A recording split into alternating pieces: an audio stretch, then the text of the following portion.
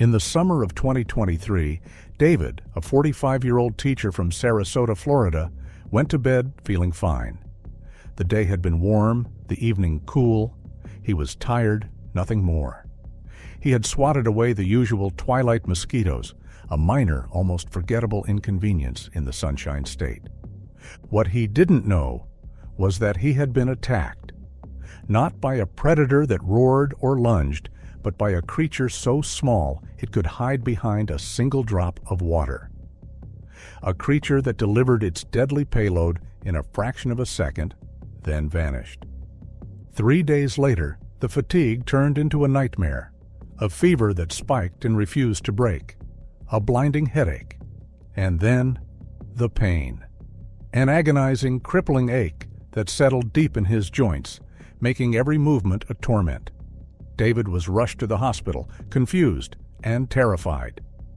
The doctors were baffled. It took days of testing to find the culprit. A virus? Transmitted by a mosquito bite David couldn't even recall. The mosquito, the invisible assassin, was long gone. When people think of danger in Florida, they picture the apex predators, the alligator, the venomous snake. But the animal that sends the most people to the hospital every single year isn't large, isn't aggressive, and doesn't make a sound. It is the mosquito. Globally, the mosquito is the deadliest animal on Earth, responsible for over 700,000 human deaths annually. Sharks kill maybe 10. Alligators, a handful. This isn't a fair fight. Florida is a paradox. It is a modern, technologically advanced state, yet it remains locked in a biological war against an enemy that thrives on its very geography.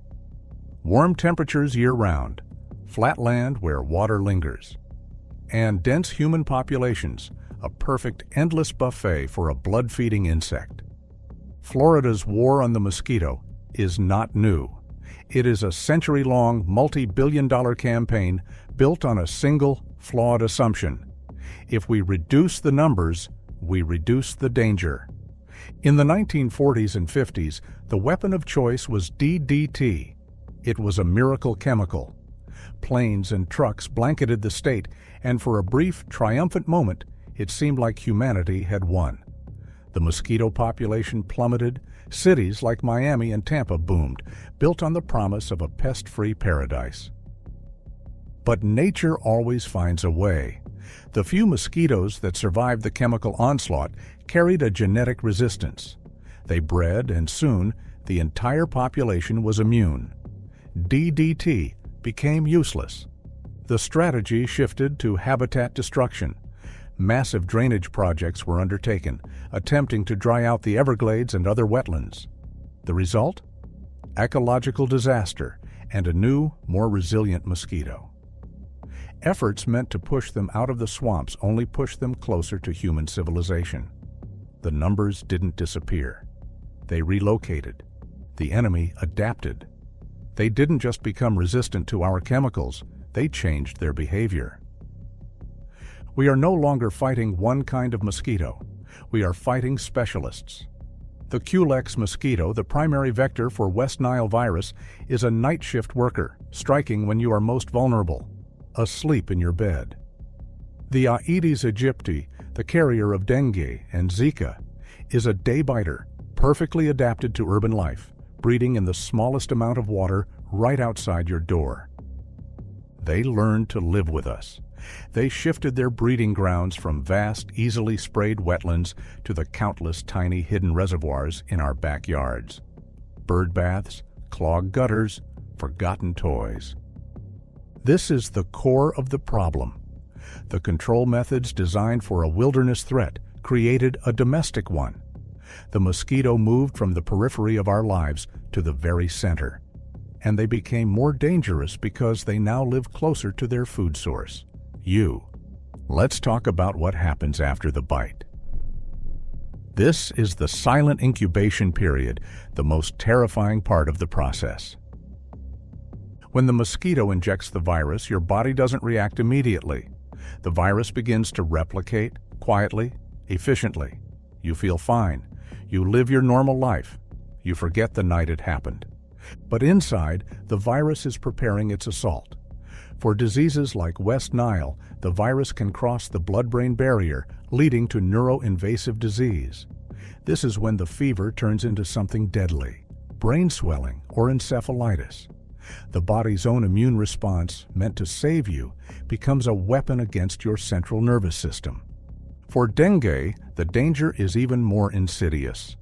The first infection is often mild, but a second infection with a different strain can trigger dengue hemorrhagic fever, where the body's blood vessels become leaky, leading to internal bleeding and shock. It is a terrifying, rapid decline. By the time David's symptoms appeared, the virus had already established a foothold. And worse, in those days of silent incubation, he was a potential link in the chain. Another mosquito bites him, and the cycle of transmission accelerates, turning a single bite into a local outbreak. Hospitals don't see attacks, they see patterns, seasonal spikes, clusters of patients, and they hear the same sentence repeated year after year by people who are now fighting for their lives. That is the mantra of mosquito-borne illness. We are wired to fear the visible threat. We avoid alligators. We respect snakes. But mosquitoes feel normal. They are an annoyance, an everyday nuisance, easy to ignore, and that is their greatest advantage. Our human defense psychology fails us here. We are programmed to react to the big, the loud, the immediate. The mosquito is the opposite, small, silent, and delayed.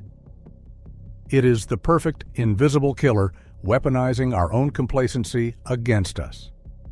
The system was built for visible threats, but you cannot fence out a cloud of insects. You cannot track which of the hundreds of bites you receive in a summer is the one that matters. The war is entering a new high-tech phase. Since chemicals failed, science is turning to genetics. Companies are now releasing genetically modified mosquitoes, males that carry a self-limiting gene. When they mate with wild females, their offspring die before reaching maturity, effectively crashing the local population of disease-carrying species. This is a powerful tool, but it is not without controversy. It raises ethical questions about tampering with nature and the long-term ecological impact. Other researchers are exploring gene-drive technology, a method that could permanently alter the mosquito population to make them incapable of carrying a virus. These are the weapons of the future, but they are complex, expensive, and slow to deploy. They are a sign that we have finally accepted the truth. We cannot simply spray our way out of this problem. We must outsmart the enemy. The most dangerous animal in Florida doesn't chase you. It doesn't scare you. It doesn't even announce itself. It leaves before you realize anything happened. The lesson of Florida is a lesson for the entire world. Fear what you cannot see. Protect yourself. Drain your water. And remember, the fight against the deadliest hunter on Earth starts not in a vast swamp, but in a single, forgotten bottle cap of water in your own backyard. Don't forget to like and subscribe if you want to learn more about the invisible dangers around us. Until next time.